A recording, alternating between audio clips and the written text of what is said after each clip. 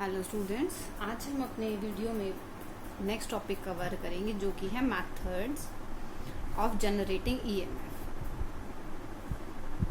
Generating induced EMF. ठीक है, तो अब देखिए ईएमएफ आपको पता है किसकी वजह से इंड्यूस हो रहा था? Because of the change in flux. और फ्लक्स किसके इक्वल होता है? बी डॉट ए या बी ए कॉस थीटा के इक्वल होता है। अब देखो, तो इसका मतलब जो फ्लक्स की वेरिएशन है वो हमारी किस चीज़ पर डिपेंड करेगी? फ्लक्स की वेरिएशन एक तो हमारी मैग्नेटिक फील्ड पर डिपेंड करेगी, ठीक है। दूसरा हमारा क्या है? एरिया पर डिपेंड करेगी। तीसरा क्या है? एंगल पर डिपेंड करेगी, ठीक है। एंगल किस किस के बीच में? जो आपका एरिया वेक्टर है उसके बीच में और जो आपका मैग्नेटिक फील्ड है उसके बीच में। फाइन। तो इन सब चीज़ों पे क्या है, आपकी जो ईएमएफ इंड्यूस्ड है वो डिपेंड करेगी। तो अब देखो, मैग्नेटिक फील्ड को आप वेरी कर सकते हैं मैग्नेट को पास या दूर लाकर, कोई बड़ी बात नहीं है, ठीक है। और जो आपने चेंज इन एरिया है, तो फर्स्ट मेथड हो गया आपका। सेकेंड मेथड जो चेंज इन एरिया वाला है वो आपने किया था मोशनल ईएमएफ में, ठीक है। मोशनल ईएमएफ में, क्योंकि मोशनल ईएमएफ में हमने क्या किया था, एक रेल ली थी या रेलिंग ली थी जिससे हमने एक अपने रॉड को या कंडक्टर को अटैच किया था और हम इस कंडक्टर को मूव कर रहे थे, ठीक है। लेफ्ट राइट हम मूव करा रहे थे। तो लेफ्ट राइट मूव कराने से जो एरिया एनक्लोज्ड था with by the rail and the conductor वो इंक्रीज या डिक्रीज हो रहा था। तो उस इंक्रीज या डिक्रीज की वजह से आपका ईएमएफ जो था वो इंड्यूस हो रहा था, जिसकी वैल्यू आपने निकाली थी और वो आपकी किसके इक्वल आई थी? BVL के इक्वल आई थी, ठीक है। आज हम जो करेंगे थर्ड करेंगे, जिसका मतलब कि हम इसको चेंज करेंगे by varying the angle theta, ठीक है। तो जो ये थीटा है, ये थीटा हमारा कैसे वेरी करेगा? अगर आपके पास मैग्नेटिक फील्ड लाइंस है, ठीक है। इन मैग्नेटिक फील्ड लाइन में आपने क्या किया है, एक अपना कंडक्टर प्लेस कर दिया है, फाइन। या आप बोल सकते हैं एक लूप प्लेस कर दिया है कंडक्टर का। तो ये जो कंडक्टर का आपने लूप प्लेस किया है PQRS, हम क्या बोल रहे हैं कि ये जो कंडक्टर है, जो ये लूप है, सॉरी, जो मैग्नेटिक फील्ड है और जो ये लूप है, ये जो लूप है ये कुछ इस तरीके से रखा गया है इस मैग्नेटिक फील्ड में कि जो ये इसका एक्सिस ऑफ रोटेशन है वो परपेंडिकुलर रहेगी, ठीक है। मतलब हम इसको इस एक्सिस के अबाउट रोटेट कराएंगे, ठीक है। या हम इसको बोल सकते हैं कि आपके पास अगर ये मैग्नेटिक फील्ड है तो आप इस एक्स को इस तरीके से प्लेस करें और आप इसके अबाउट रोटेट करें, ठीक है। दो पॉसिबिलिटी हो सकती हैं। तो हम क्या करेंगे, हम इसको रोटेट करा रहे हैं, rotating the loop such that जो रोटेशन है, एंगल ऑफ रोटेशन या एक्सिस ऑफ रोटेशन, एंगल नहीं, axis of rotation is perpendicular to the magnetic field, ठीक है। हम इसको कुछ इस तरीके से प्लेस करेंगे या हम इसको रोटेट कराएंगे। तो अगर हम इसको रोटेट कराएं तो हम इस तरीके से इसको रोटेट करा रहे हैं, ठीक है। हमारा क्या है, इस तरीके से हम इसको रोटेट करा रहे हैं अपने इसको जो हमने लूप प्लेस किया है। तो अब देखिए, जब हम इसको रोटेट करेंगे, अब आपको पता है कि ये जो B और A है, A क्या है आपका एरिया वेक्टर। एरिया वेक्टर क्या होता है? ये जो आपका प्लेन है लूप का, इसका आउटवर्ड जो शो करता है ये एरिया वेक्टर होता है। प्लेन जो है, एरिया प्लेन, उसके आउटवर्ड ये क्या है, ये जो शो करता है ये आपका एरिया वेक्टर शो करता है।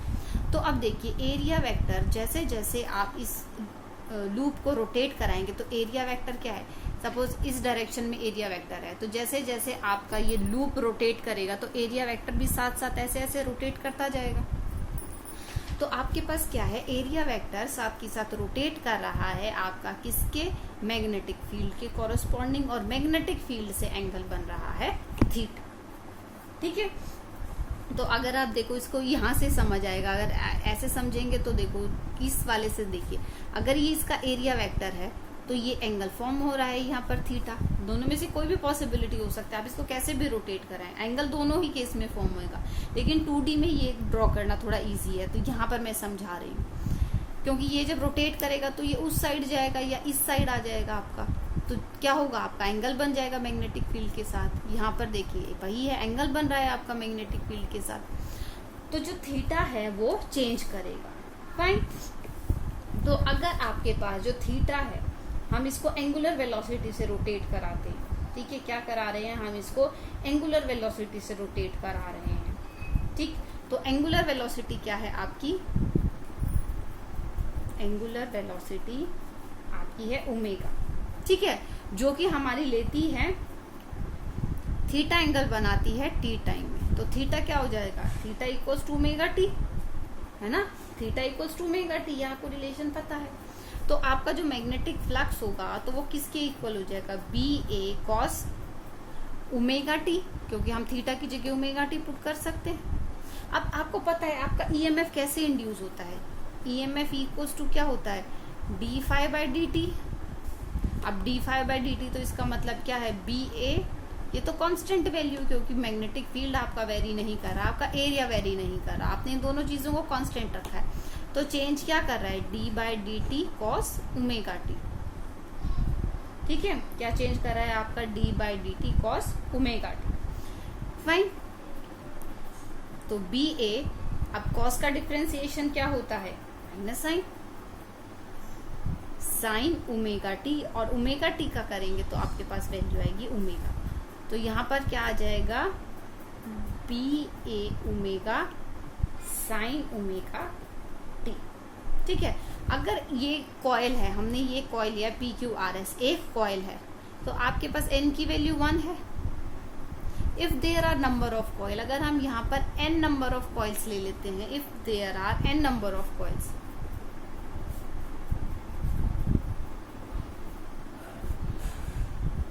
तो आपके पास क्या इंड्यूस्ड ईएमएफ किसके इक्वल हो जाएगा, एन बी ए ओमेगा साइन ओमेगा टी, इसके वैल्यू, इस वैल्यू के इक्वल हो जाएगा आपके पास जो इंड्यूस्ड ईएमएफ होगा।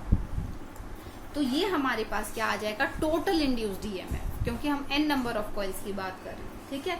अगर एन नंबर ऑफ कॉइल्स हैं तो हमारे पास टोटल इंड्यूस्ड ईएमएफ आ जाएगा एन बी ए ओमेगा साइन ओमेगा टी, ठीक है। अब देखो यहाँ पे साइन फंक्शन आ रहा है, तो इसका मतलब क्या है, आपके पास जो वेव बनेगी, इंड्यूस्ड ईएमएफ होगा, वो किस तरीके का आएगा, आपका साइन वेव का आएगा, ठीक है।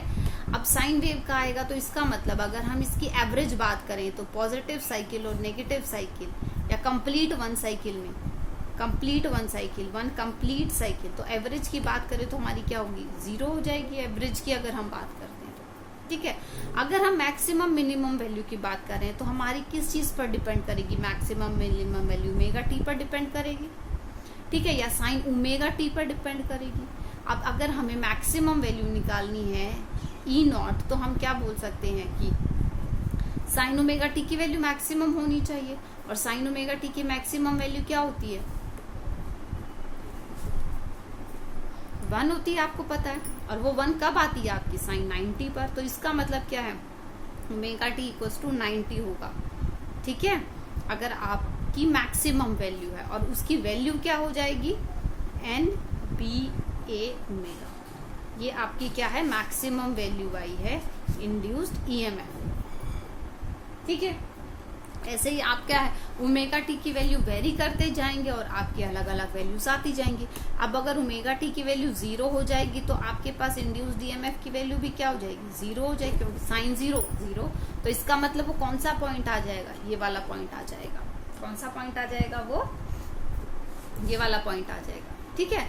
अब वो पॉइंट एग्जैक्टली तो यहाँ पर लाई करे, क्योंकि यहाँ पर ही इसकी वैल्यू 0 है, ठीक है। अब देखो आपने 90 पुट करी तो मैक्सिमम वैल्यू आ गई। अब 90 यहाँ पर क्या आ जाएगा, 180, ठीक है, यहाँ पर 270, यहाँ पर 360, कंप्लीट साइकिल, ठीक है।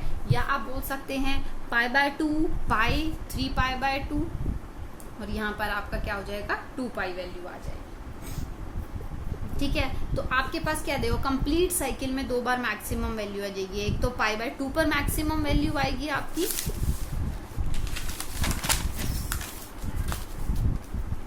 ई नॉट मैक्सिमम वैल्यू कब अचीव होगी, जब आपकी एक वैल्यू π/2 होगी या फिर वैल्यू आपकी होगी 3π/2। एक बार पॉजिटिव में मैक्सिमम वैल्यू आएगी, एक बार नेगेटिव में मैक्सिमम वैल्यू आएगी, दोनों तरफ मैक्सिमम वैल्यू आएगी। ठीक है, अब अगर 0 वैल्यू है, मतलब ओमेगा टी की वैल्यू 0 है या इसकी वैल्यू 2π है, ठीक है, तो आपके पास क्या है, मिनिमम वैल्यू आएगी। ठीक है, कब मिनिमम वैल्यू आएगी, मिनिमम वैल्यू आएगी कब, जब आपकी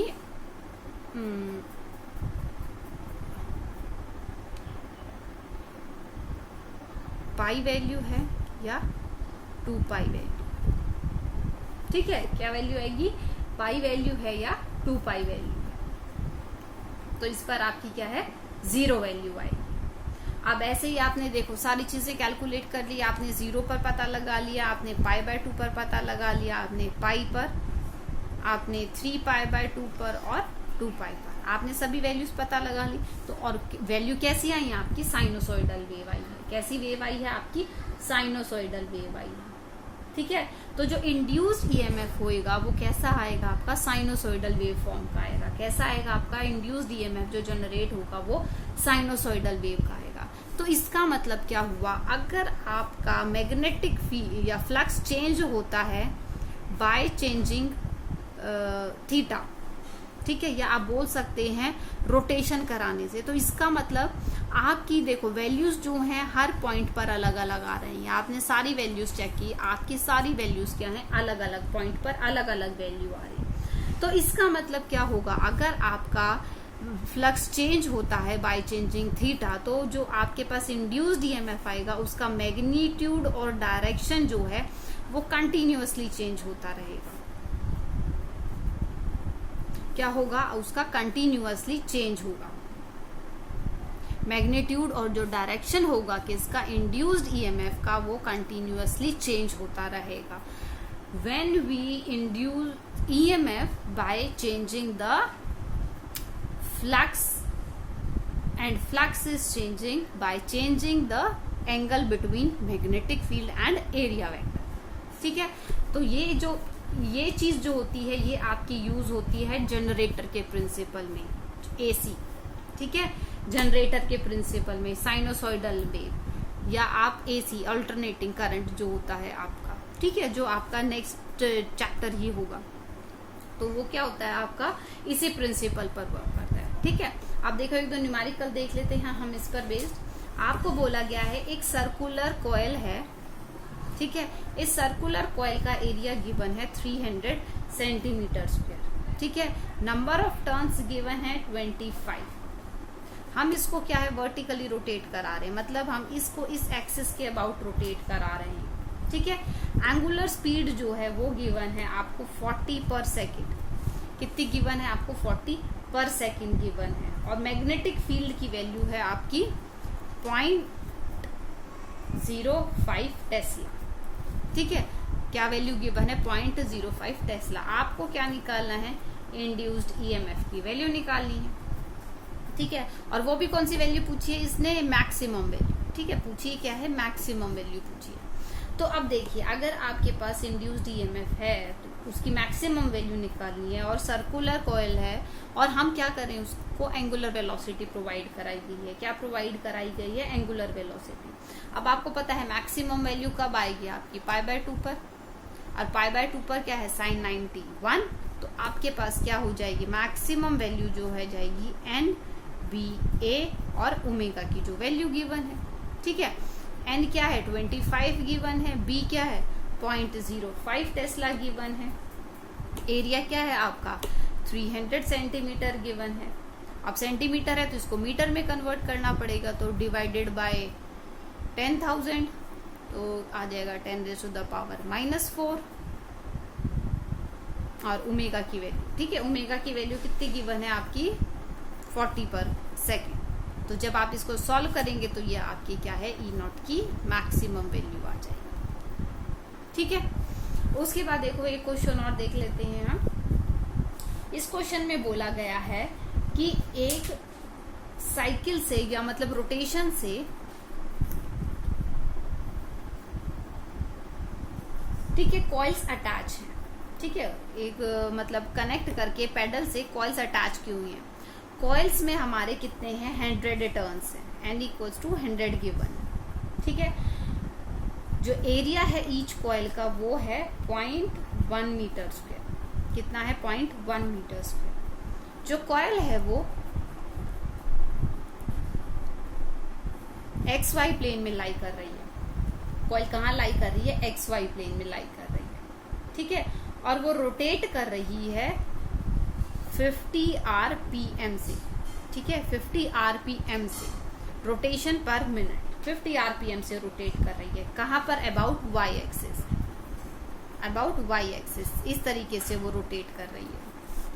ठीक है, तो इस तरीके से इसको शो कर, ठीक है, इस तरीके से वो अबाउट Y एक्सिस रोटेट कर रही है। यूनिफॉर्म मैग्नेटिक फील्ड गिवन है 0.01 K cap Tesla. K cap Tesla मतलब डायरेक्शन इज गिवन। ठीक है, K कैप का मतलब होता है Z एक्सिस के अबाउट। ठीक है, तो Z एक्सिस के अबाउट इस तरीके से, फाइन, तो इस तरीके से है।